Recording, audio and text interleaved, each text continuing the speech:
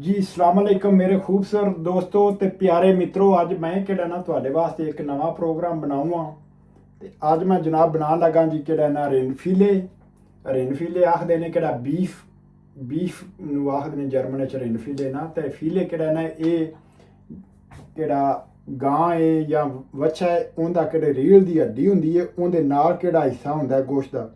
ये टुकड़ा बहुत ही महंगा गोश्त होंदा है ते ये किहड़ा ना इहनूं तैयार करने वास्ते ज़्यादा 3 मिनट चाहिए ने।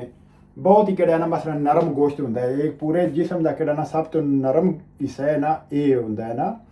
ते इस वास्ते किहड़ा ना असी गलत तरीके नाल किहड़ा ना असी करने आ कि असी सारे जिस्म किहड़ा गोश्त लियाउने असी उहदा तरीकाकार एक ही समझिया हुंदा है कि उहनूं किहड़ा ना मसलन असी प्रैशर कुकर दे विच या मसलन किसी टप दे विच या किसी हैंडी दे विच किहड़ा ना असी ला के ते वो किहड़ा ना सारा कुछ पा के उहनूं बंद करके ते असी किहड़ा ना 45 मिनट वास्ते 1 घंटे वास्ते किहड़ा ना वो कुकिंग वास्ते रख देने आ। तो वो जे अगर जिस्म गोश्त किहड़ा गलत तुसी ले लो और उहदे नाल ये तरीका करो तो गोश्त किहड़ा चीड़ा हो जांदा, वो खाण दे काबल नहीं रहिंदा क्योंकि उहदा तुहां गलत कुकिंग कीती है। इस वास्ते हर गोश्त दे हर हिस्से दा जानवर दे हर हिस्से दा किहड़ा ना उहदा कुकिंग दा तरीका भी अलग हुंदा है कि तुसी जिस्म दा किहड़ा हिस्सा लियाए और उहदी कुकिंग दा तरीका बिल्कुल मुख्तलिफ हुंदा है। बल्कि ये नहीं कि सारा गोश्त नूं तुसी सेम ही तरीके नाल पकाओ।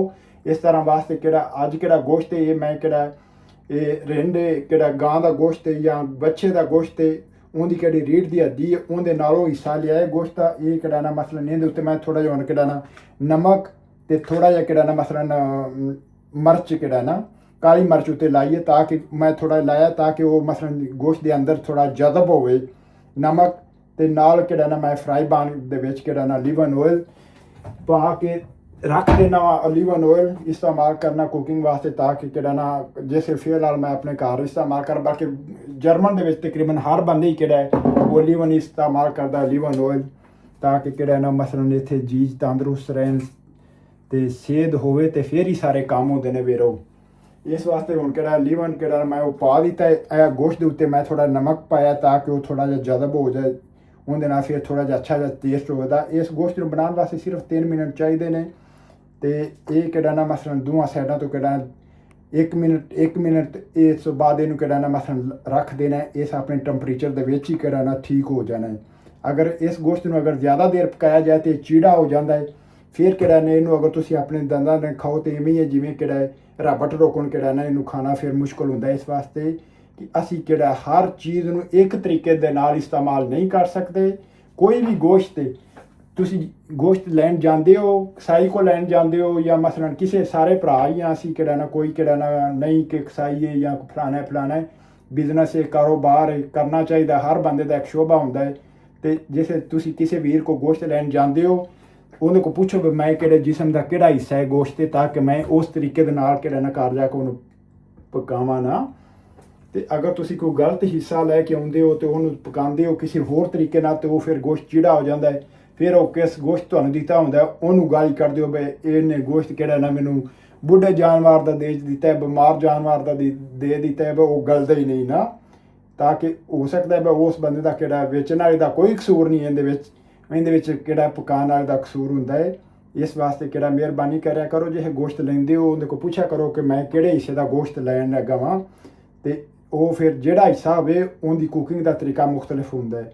वो जो तरीका तुसीं इस्तेमाल करोगे तो गोश्त फिर किहड़ा ना तुहानूं मज़ा भी आवेगा खाण दा ते बेहतर भी होवेगा। आ जनाब है गोश्त किहड़ा है ये किहड़ा मेरा किहड़ा बिल्कुल किहड़ा तैयार हो गया है। मसाला मसूला में वेखो कितना खूबसूरत गोश्त है किहड़ा ना इहदे विच किहड़ा ना बेहतरीन किहड़ा ना प्रोग्राम है। आ वेखो मैं हुण किहड़ा इहनूं फ्राई करन लगा वां। मोबाइल मेरा थोड़ा जिहा मैं तुहानूं फड़ के विखाण लगा वां क्योंकि कल्ला ही बंदा वां तो इत्थे फिर किहड़ा ना वो जिहड़ा तरीकाकार है मैं तुहानूं विखाण वास्ते वो किहड़ा ना मुश्किल बनना है बिल्कुल ना।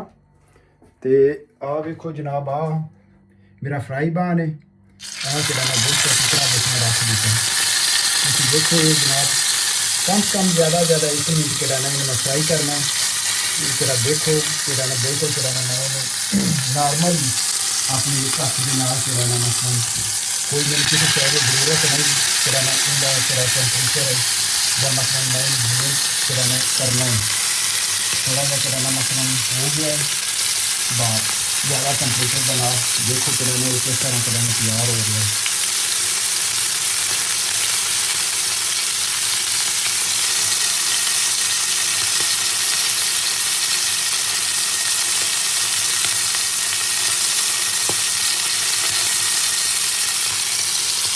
या साइड चेंज करनी है।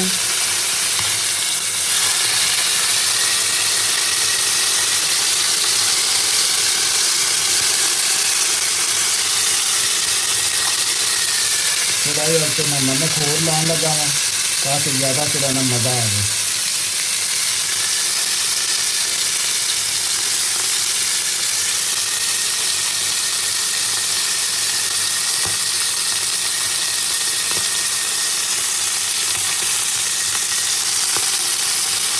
चूल्हा मैं बंद कर दिता है। हूँ जो ना इस मैं जो ना ला के एक साइड पर रख दिता है।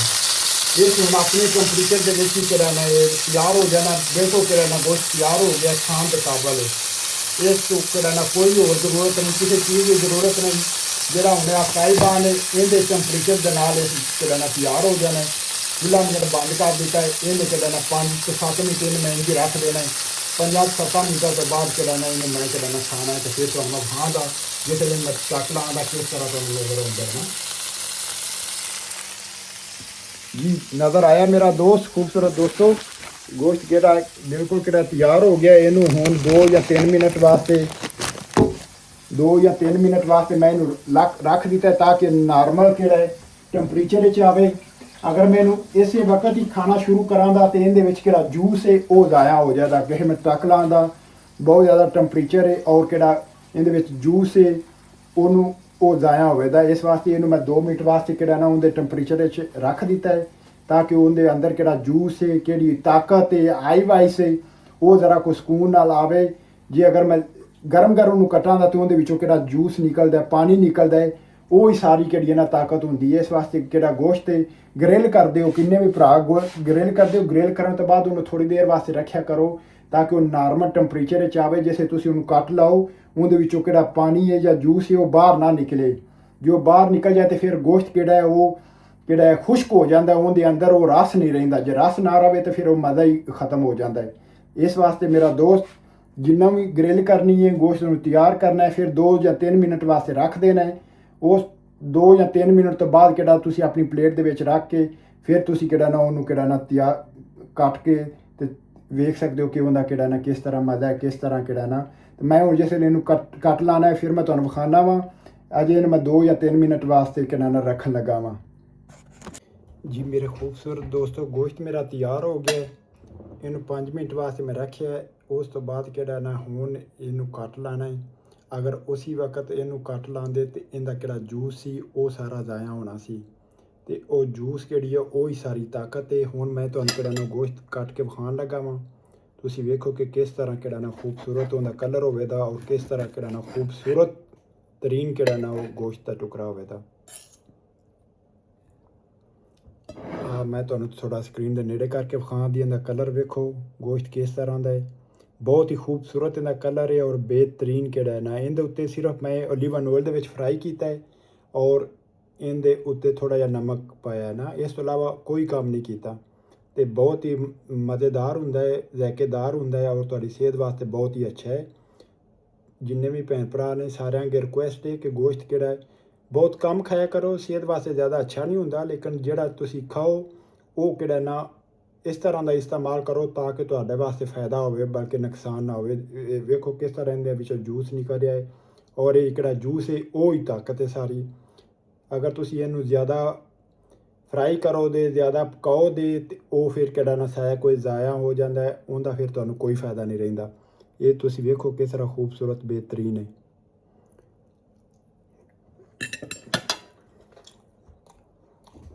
Rump, steak, ribeye, steak, sirloin, steak, filet mignon, steak, porterhouse, steak, flank, steak, skirt, steak, T-bone, steak.